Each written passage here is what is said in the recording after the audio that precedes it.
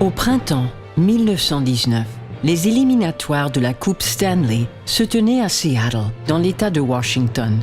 Les champions de la Ligue nationale de hockey affrontaient ceux de l'Association de hockey de la côte du Pacifique. Les Canadiens de Montréal représentaient la Ligue nationale de hockey, tandis que l'Association de la côte du Pacifique était représentée par les Seattle Metropolitans, hôtes de la série. Chaque équipe avait remporté 2 matchs, perdu 2 matchs et annulé 1 fois. Avant le début du 6e match décisif, catastrophe. La 3e vague de la pandémie de grippe espagnole avait décimé l'alignement du Canadien de Montréal. 7 membres de l'équipe ont attrapé la grippe. 2 d'entre eux ont dû être hospitalisés en état critique. 3 des membres des Seattle Metropolitans étaient aussi malades.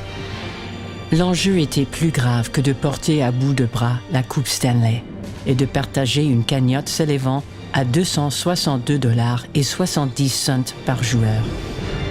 Les autorités sanitaires ont annulé les éliminatoires.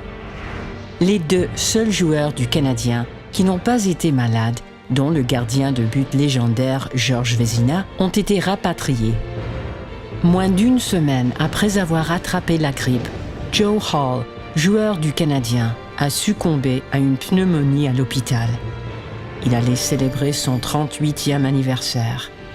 Ce n'est que 86 ans plus tard, pendant le lockout de 2004-2005 à la LNH, que les partisans se verraient privés d'un gagnant du plus ancien trophée de sport professionnel de l'Amérique du Nord, la Coupe Stanley.